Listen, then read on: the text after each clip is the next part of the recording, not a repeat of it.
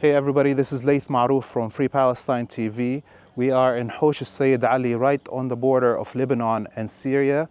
The HTS Wahhabi death squads are attacking the villages on the border here, and we have driven a little bit further.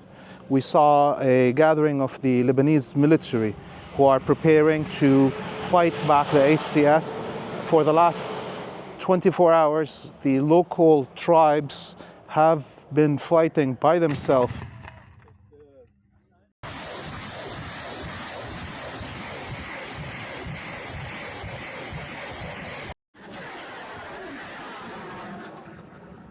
An invasion by the HTS that started because a Wahhabi death squad, 3 members, crossed the border river and tried to steal the sheep of a local shepherd who fought them back, shot them, and killed 3 of them. And that triggered an attack by the HTS on Lebanon.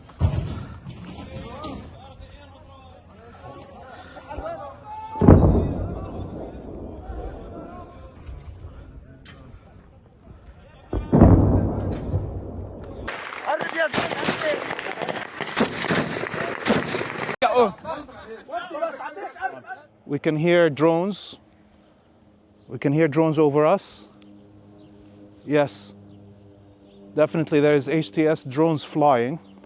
The attacks over the last 24 hours, the local clans fought back the HTS. They destroyed at least 3 tanks from the Wahhabi death squads. We don't have a full number on their casualties of the Wahhabi death squads, but we know at least 4 or 5 civilians have been killed on the Lebanese side here since the attack began.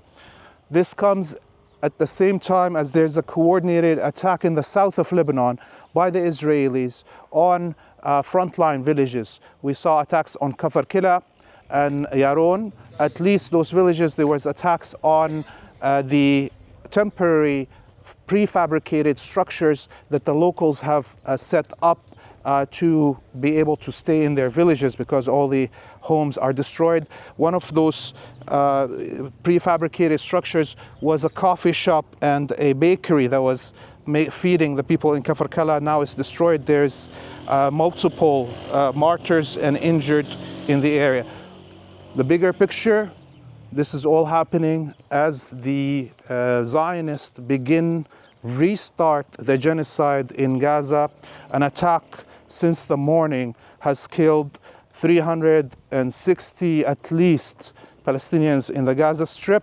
Many of them, the number that we have is at least 80, are children, all targeted in their refugee tents in the Gaza Strip.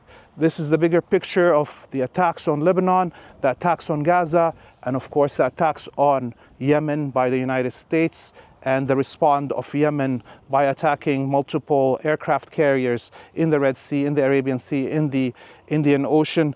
It seems like there's a re-trigger of the whole war in Western Asia between the axis of resistance and the Americans and the Zionists. We don't know where it's going to go, but these are the beginning fires coming. And we can see another column of the Lebanese army coming right now on the road, heading towards the gathering point of the Lebanese army. هذه هي المنطقة اللي عم نحاول نفوتوا.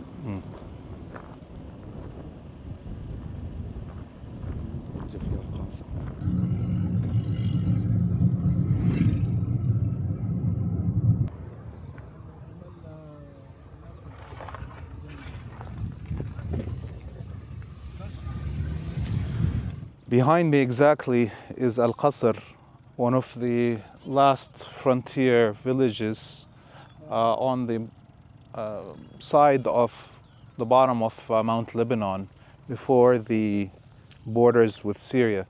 All of here across is the border with Syria. We passed a few villages that are being hit or occupied by the HTS Wahhabi terrorists.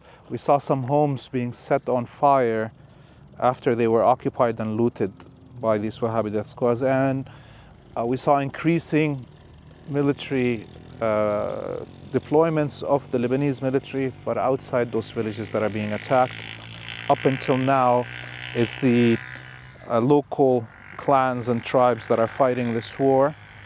And in fact, anytime the Lebanese military shows up, it limits the ability of the local tribes to fight because they can't use heavy weaponry in their battle with the HTS, in fear that the HTS will hit back at the positions. And we can hear gunfire right now. Sounds like mid-range weapons size.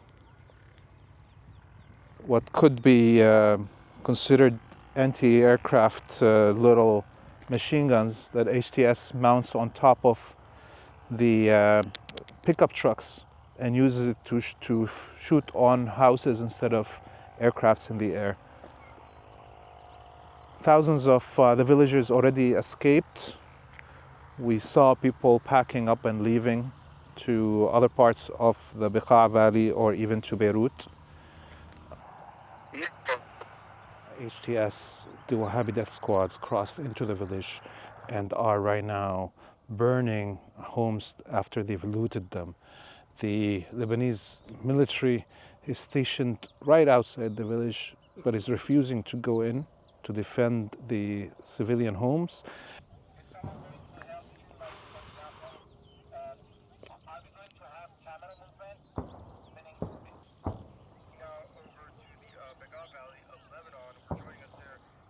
We just entered Al-Qasr village, right almost on the border with Syria, which we're going to continue to go and check on.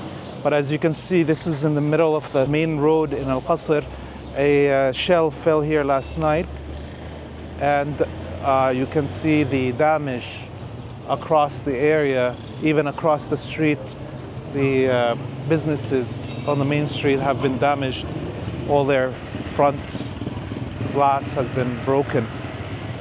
This is one of many locations in Al-Qasr that have suffered from the shelling of the Wahhabi death squads in Syria.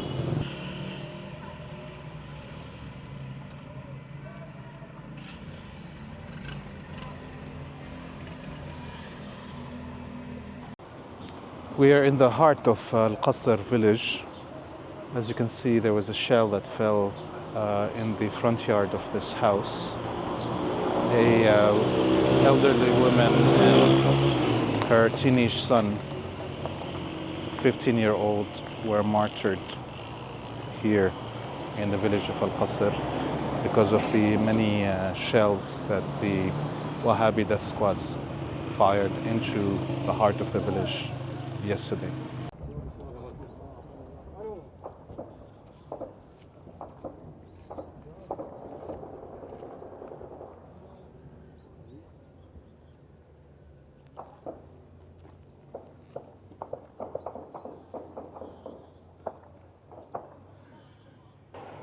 We are at Al-Qasr village, right on the border. Right behind this wall is the Syrian territories, and we can hear behind us some firing. And we're lucky enough that one of the locals is going to speak to us about the situation in the village of Al-Qasr and the damage because of the attacks of HTS. السلام عليكم، يعطيك العافية انك اعطيتنا هالوقت. سؤالين سريعين. من امبارح الضرب بلش من الوهابيين هذول على منطقة القصر. خبرنا شو صار بالضياع من امبارح. شو صار من عندنا، بدت من عندهم، يعني ما في شيء من عندنا. احنا الضرب من جهة واحدة وعم يتخطوا، يعني بدي يفوتوا على الحدود اللبنانية. نحن هاي البيوت يعني بيوتنا من دور جدودنا، يعني مو اليوم وامبارح. ونحن نشدنا الدولة اللبنانية وقامت بواجبها، ونحن مستعدين لأي شيء، مستعدين. يعني هلا الآن اللي شايفينه احنا بجولتنا انه العشائر اهل الارض اللي هم اللي عم بيحموا ارضهم وبيدافعوا عنها. صحيح، برا الدولة، يعني بعد الدولة اللبنانية. واللي شفنا الجيش اللبناني بلش يتجمع بس ما دخل على مثلا حوش السيد علي. للآن هلا شفنا كمان هون مداخل الحدود تاركينها الجيش. يعني لا مش تاركينها، مش تاركينها، الجيش على الحدود كلها. ونحن لحديت هلا بعدنا يعني منتظرين نشوف الأمر بده يوصل، بس آخر شيء إذا اضطر الأمر نحن مستعدين لأي شيء بده يحصل. إن شاء الله الله يحميكم والله يقويكم والله يحمي لبنان من هالحشود الوهابية اللي على أكيد الحدود. إن شاء الله. يا رب يعطيك العافية. نعم. One of us there at the Syrian villages beginning, and right here is the Lebanese military. They're putting up some dirt boundary to stop the HTS from trying to cross into Al-Qasr from there. During the night, HTS fighters would shoot from these buildings that are abandoned onto the Lebanese territory. Here, all across there is fighters hiding in the tree line. Behind me is another checkpoint between the Syrian and Lebanese side. We are still in Al-Qasr. You can hear the machine guns. It's a very dangerous situation where we were up on top of the building. There was sniper fire. That was a huge explosion. Another one. Seems like heavy weapons are now in full use. They're in the area between Al-Qasr and Hosh al-Sayyid Ali.